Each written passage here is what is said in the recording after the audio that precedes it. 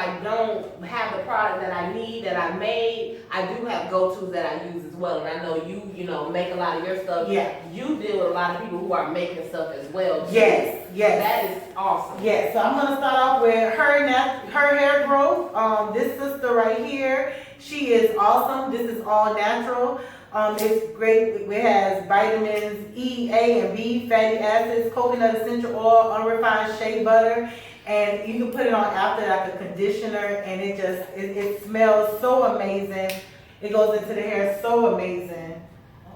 Yeah, and I'm talking about her hair journey. This sister is awesome. I love her product. It's like a conditioner I use afterwards. So I had a problem with like shampoo and conditioner because I felt like they put so much perfume inside of shampoo and conditioner. And then I ran across this sister right here, Namu Body.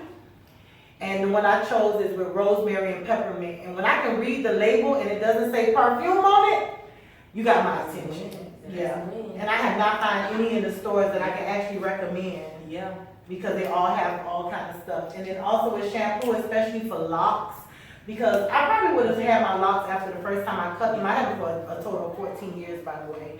If I would have gotten those oils out that made it really heavy, and this is by doTERRA, which is the essentials oils that I use in my products. But it's very good for getting that excess oil out of the locks, because your locks are not supposed to be heavy, they're supposed to be light. And so when they're so heavy, they start pulling your edges back. When you have those updos, they start pulling your edges back. So the first thing I had to do was bring my brim back. Right. my whole brim was thin. And you don't realize until you cut it off. So when I cut my locks off, I'm like, oh my goodness, like the middle of my hair is thick. But these updos that I love so much, they thinned out my whole outside, which brought me to making my products, which I do a hair treatment and a hair growth oil made with shea butter and also coconut oil, grapeseed oil, vitamin E, avocado oil, jojoba oil, cedarwood, rosemary, melaleuca, thyme, peppermint, sage, lavender, chamomile, and frankincense. And it helps to bring like that hair back. Yeah, I was gonna say that's so important because I think that's something that a lot of people with locks, and I've never had locks, so maybe I'm speaking from a position of a person who never had it. Is the weight of the locks, you know what I'm saying? So that's not natural. It's right. not supposed to have all those because oils of the build in up. it. I think a lot of times people aren't able to get the product build up out of their locks, so that is awesome. Yeah, also baking soda and vinegar also fizzles that stuff out as a homemade way, DIY. Because I'm always about, options around here. Natural solution. Yes. So cool. Yes. What you got over here, friend? All right, so I got a little bit of everything. So I also make products as well now. I ain't got no labels on this stuff, y'all. I ain't selling this stuff right now. This is just what I be cooking up in my kitchen. But off top, it's probably like a blend of olive oil, castor oil, different essential oils. And what I add to this last batch, because I'm considering it still in development, because I changed, So what I added to this was like a lot of Ayurvedic, a lot of Indian type herbs. So that's it's where like that color from? Yeah, I was gonna say neem. Right. Yeah. And the scent. If you smell it, it does smell like a little Indian, a little Indian-ish. But look at their hair. Right. Their hair like I like it. I like it too.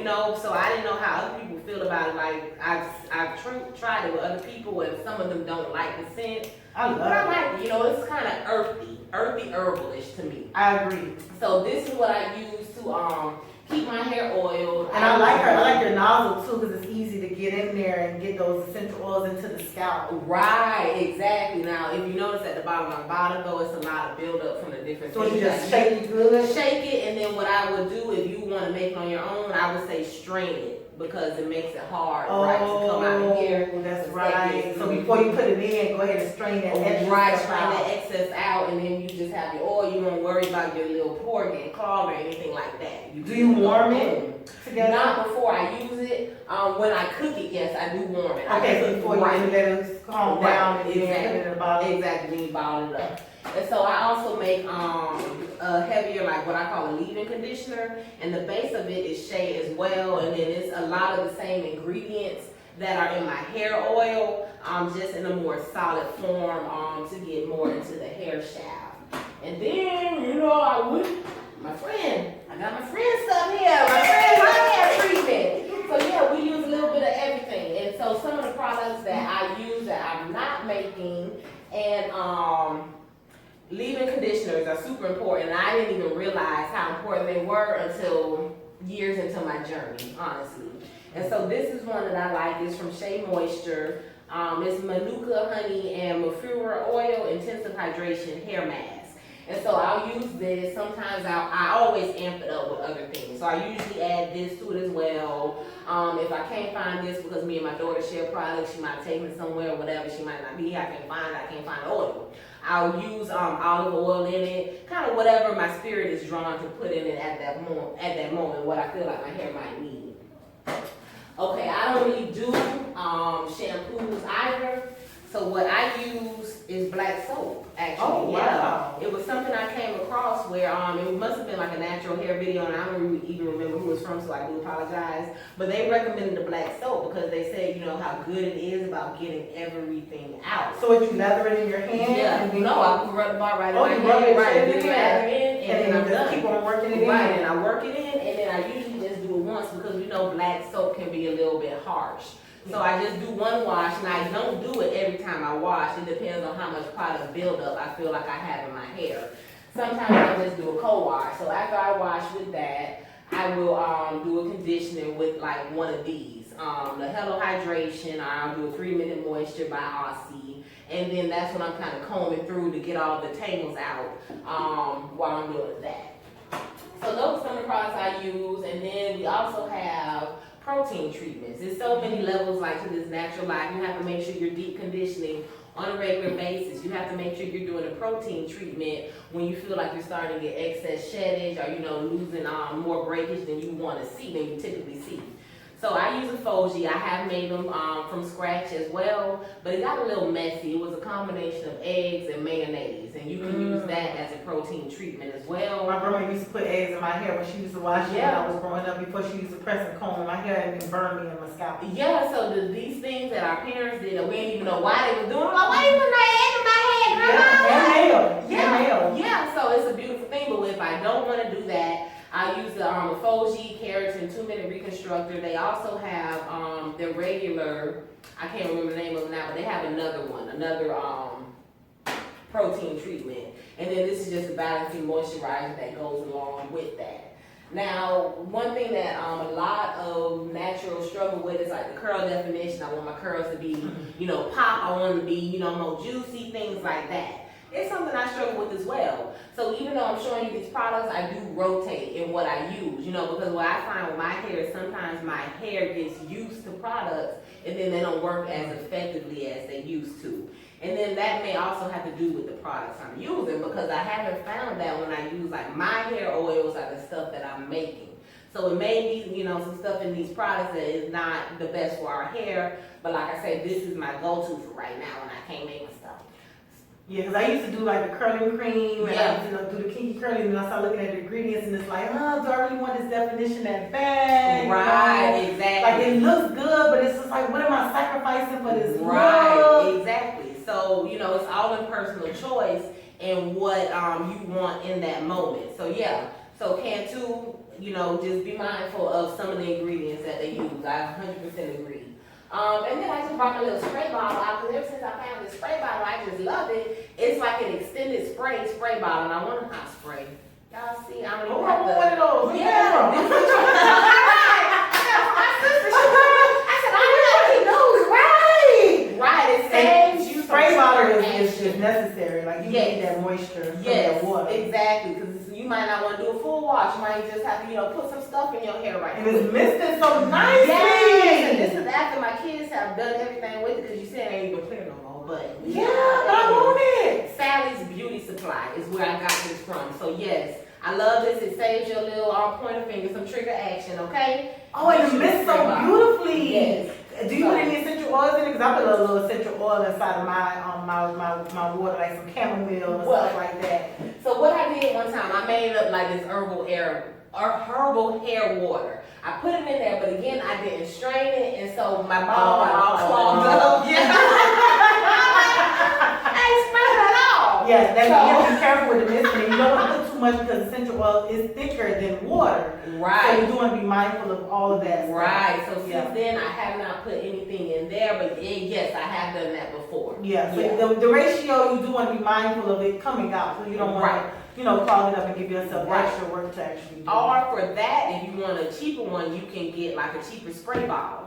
Cause my daughter was bringing me the herbal air water. You can basically. Oh yeah, come on back in here, girl. Come on, give us some little shine. Hey, These people are so helpful. come on, give me the camera. With her pretty self. Hey, thank you. So yeah, this is the herbal hair water I made, and I think I was having a problem even spraying it out of here. So yeah, but yeah, that's a good thing to do. So even if you do that without a spray bottle, I do recommend it because it's giving your hair so much nutrients and so much stuff that it needs. So, Yes. those are the products that I mainly use and food with right now. Feeding our hair, and just like you said, you don't do everything all of the time. Exactly. So Exactly. sometimes I'll mix it up, sometimes I'll do a mask, sometimes I'll sit under one of those heating things. Yes. It just depends on what your hair calls for and what you want to get done to your hair. So while we're talking about it, before we transition to any kind of, I think we kind of covered a lot of stuff just in the flow Right. of everything. Yeah. But what you're saying that did bring up a good point. Because with the heat treatments, they want you to put heat on your hair and stuff like that. I'm the type of girl, I be a little bit everywhere, so I can't be plugged in, under this dryer for 30 minutes. Like every other week, I got stuff to do. So I came across this great product. I think it's called Hot Heads. It's a thermal heat cap where you can heat it up and then put it on your head and then you just. Oh, it doesn't have to be plugged in? No, it doesn't have to be plugged in at all. So you heat up the cap, and then the cap heat it up, and then you put it on, Yeah, and then it go like a way. And you everywhere. You ain't connected to Woo! So when I found that, I'm like, oh, this is everything. Yes.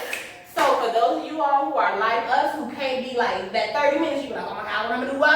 I get a book. Yeah. I get a book. Right. Listen, I gotta have something to do. I can't be just sitting there for 30 minutes and just waiting. Right. I made a list. I'm on the computer. I went last time, but don't let me be the forgot something. Now I gotta do this. So yeah. Wow. I like that. So yeah, I can get it in a second. I'll show you what that one is. So yeah, it's cool. I like that. I recommend it. Yeah. And I put all of these links inside of wherever I can to the info or the video so that you can be able to go to some of this stuff, because I think that's so amazing. Because I do plug in and just sit under there and get the treatment and then go back and do my conditioner or whatever when my hair calls for it. And since before we go, I just need to say that my hair does what it wants to do. Okay, and I don't fight it no more. Right. Because I was fighting my hair, and the detangling process, I created all kind of stuff. I bought all kind of stuff. I got tired of spending that money. I got tired of spending that time. Yes. My hair said it want to lock back up, and so now it is free form locking. Yeah. And I'm gonna let it do what it want to do. So I'll twist it up and do little stuff or whatever, but I'm gonna let it free form lock back up. And I just want to say that free-form locking versus the traditional, you getting it parted and somebody starting your locks, it locks differently. Right now, it's locking from the ends and it's coming up. When I got it locked the first time with those 14 years, it locked from the root and went down, which is why it took a whole year. This didn't take a year, it did it by itself. I didn't know that's the difference. It's so unnatural to force your hair to lock a certain way. And then I also heard from other people that freeform locks that it doesn't damage the scalp. Like your scalp is, because it's formed the way it needs to. Right. So your scalp has what it needs to have, so it's not pulling. That's what I was thinking, that it's less stress on your scalp when you're being like that. That's why it thins out and it pops. It makes so much sense. It's a beautiful journey though. It is a journey. Yeah, absolutely. But you gotta enjoy every minute of it. Maybe not when you're in the shower detangling, but when you look back on that thing. That's when I got my epiphany. I can't do this no more.